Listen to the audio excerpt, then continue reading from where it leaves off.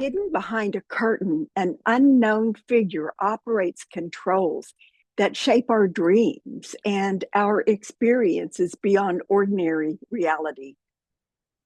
But how is this possible? Is this some sort of magician or wizard?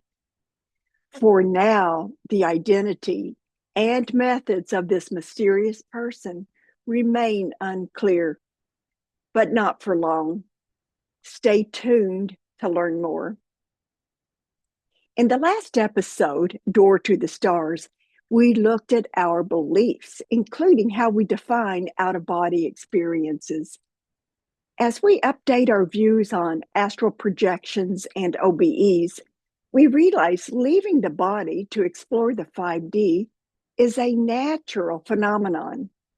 It does not matter whether we are in a nighttime dream, a daydream, remote viewing, or meditating. When we realize we are our awareness and that awareness is located outside the physical, it changes everything. This awareness, this consciousness is an aspect of us. Us, that means we are in control of these extraordinary journeys. But how do we control them? Our first step is to meet the person behind the curtain. My name is Candace Sanderson. Welcome to the Reluctant Messenger podcast, where we will part those curtains and meet the person in charge. I was blissfully unaware of anything like out-of-body travels until August 2013, when my very predictable and somewhat boring life as a pragmatic psychologist changed.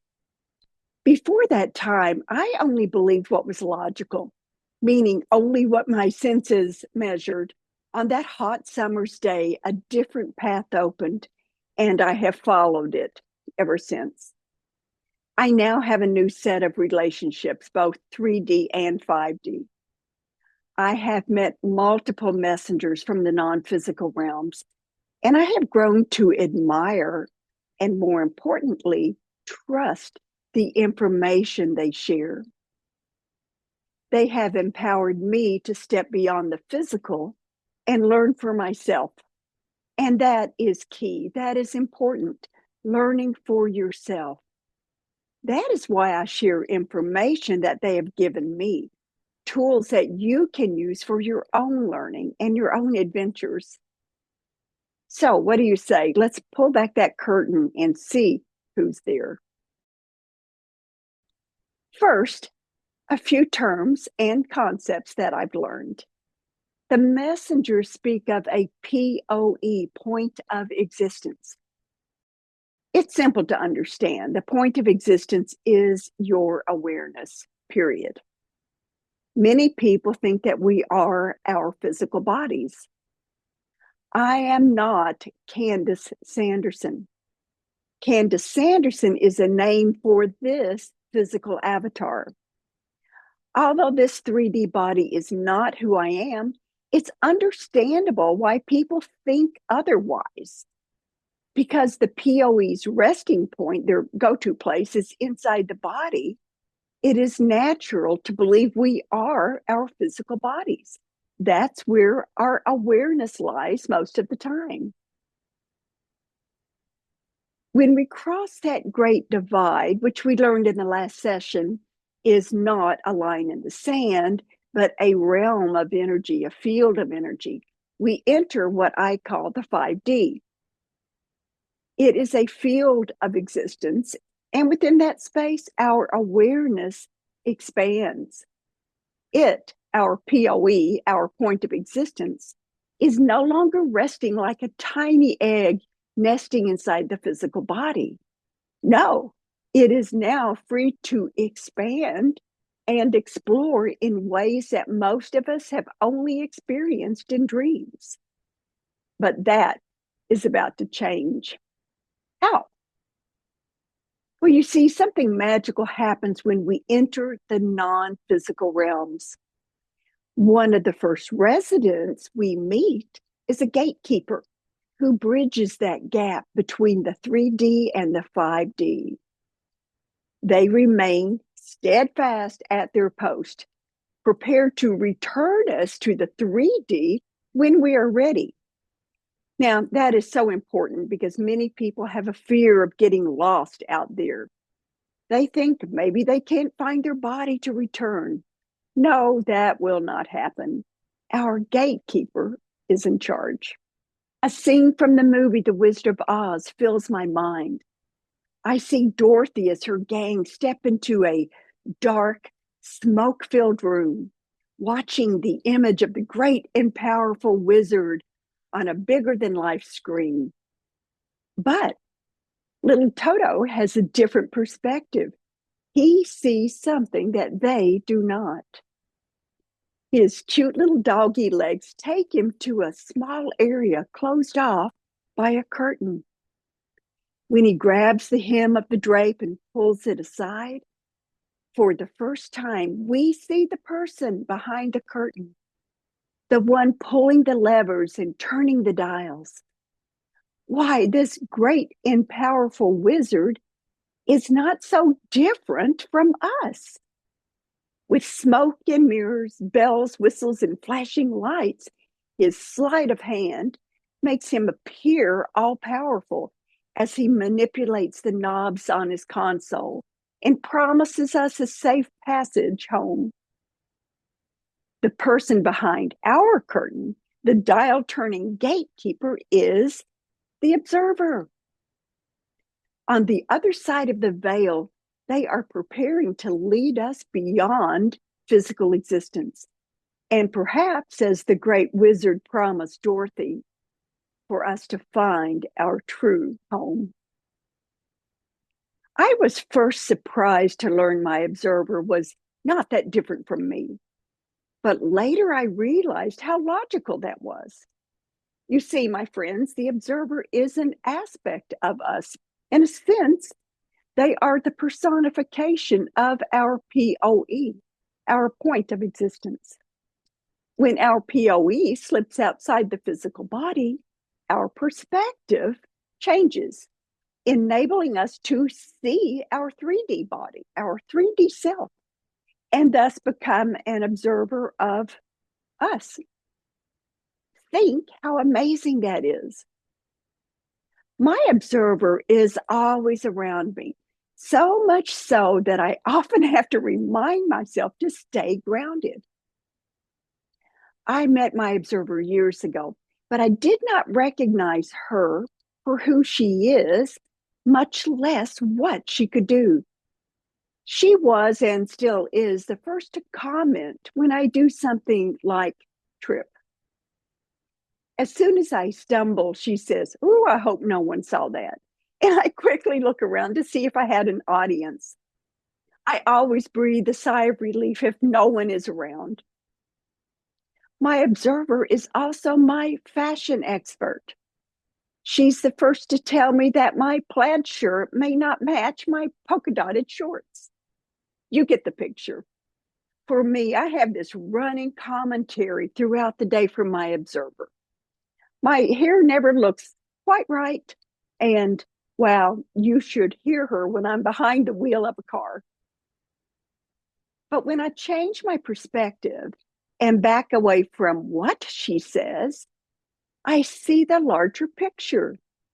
She is part of me, a part that has already slipped beyond the physical. She is the observer, the witness, and of course,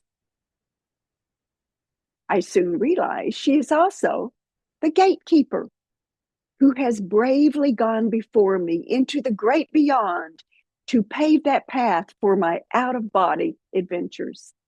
She probably likes that last statement, but let me be real. She is a natural part of my life, just as your observer is part of your life. When you see them for who they are and what they can do, you might realize they have been waiting all these years for us to use them in a more important way. They have a more meaningful job than just issuing fashion statements. The observer bridges the gap between the 3D and the 5D and shines a light on a new path of discovery. As a gatekeeper, they keep the path open for a quick and safe return to the 3D when we are out of body. And they do this automatically. If our physical body registers fear, or maybe if we need a bio break, we can, but we do not need to ask. Our gatekeeper monitors us and automatically returns us to the 3D. My messengers tell me that we can use the observer to identify and bring other aspects of us online. Other aspects of ourselves, yes, plural. For me, this always includes the scribe and the experiencer. For clarity, I name these aspects according to their roles. You will see later that labeling them this way makes it easier to work in concert with the observer to shift awareness according to each specific situation. In addition to the scribe and the experiencer, of course, I am always aware that there is a physical me and the observer. Well, of course, the experiencer is there, but only at the direction of the messengers to identify and therefore bring other aspects of me online did I see her as separate. Pulling that experiencer aside opened the door to see who was left. I then recognized my scribe. Initially, I thought my scribe was the same as the physical me, but she has that specific job of recording what's going on in real time. And while she does that, my physical self keeps me awake and from falling out of the chair. Without the scribe, my non-physical adventures would be a jumbled mess of unrelated scenes. Vivid dreams, for example, make sense in real time, but those details disappear with the morning's light. It might be a wonderful adventure, but I need someone to remember the details. Enter my scribe. The physical me supports my scribe before a meditation begins. She makes sure there is a journal to write in if I'm in a group, or the voice app is open on my phone if I'm alone, so the scribe can document the experiencer in real time. When the scribe does her job, my experiencer, that other aspect of me, has the freedom to explore. She does not waste her energy to try to remember what happens. This is especially important when I am having conversations with messengers or loved ones who have passed on. The scribe documents detailed messages, slicing through those tangled webs of energy that often obscure the view. By focusing enough to document in real time, the scribe paints a clear picture of the event. I cannot emphasize enough how valuable my scribe is to me. Her role eliminates the pressure to remember because she records in real time, moving second by second through the experience. She does not stop to analyze. That is not the job of the scribe. Dissecting the event comes later, after the fact. And that is when the wow factor hits and nuggets of wisdom appear. In a recent episode called Proving the Unprovable, I demonstrated my scribe's importance. She was busy documenting my experience in real time, as her job requires, while my physical body slept. Yes, my physical body clicked out as soon as the meditation began. It was the next day when I looked at my journal that I discovered what had happened while the physical me slept. The experiencer had quite the adventure. During that click out, my scribe automatically went to work, as she has done for several years now. Practice does make perfect. But to reach that state, first, I had to identify and then separate the different aspects of me. Once I saw these aspects as separate parts of the whole, the scene was set, and I was ready to work with the person behind the curtain, the observer, whose fingertips are on those dials of awareness. The role each aspect plays becomes better defined with time, and they will require less attention from you. They settle into their jobs like my scribe did when I fell asleep. Once on the job for a while, very little needs to change, except for maybe incremental fine tuning from the observer, if even that. No matter the experience, it can be a dream, a meditation, a sacred ceremony, a prayer, a daydream, or even an errant thought. Our observer is at the console, ready to help us navigate the experience. So let's pull back the curtain and, in concert with the observer, take some control over our experiences. This is a good place to stop for today. Until the next episode, take some time to identify different aspects of you. Recognize your observer when they comment throughout the day or nudge a thought in your direction. During a meditation, try to bring your scribe on board. Instead of taking notes after the fact, try to do some real-time documenting. It's a skill you can learn. As you draw pictures or jot down words, move on. Do not stop to analyze. Give that scribe a job to do, then stand back as they come online. Now that we have pulled that curtain back and discovered our gatekeeper, we will discuss how to use our observer in the next episode. Remember, until then, the importance of kindness and keeping your energy positive. Smile throughout the day. It gives your body a boost. I thank you for joining me, for subscribing, commenting, and especially for sharing these episodes on other social media platforms. And until next time, goodbye.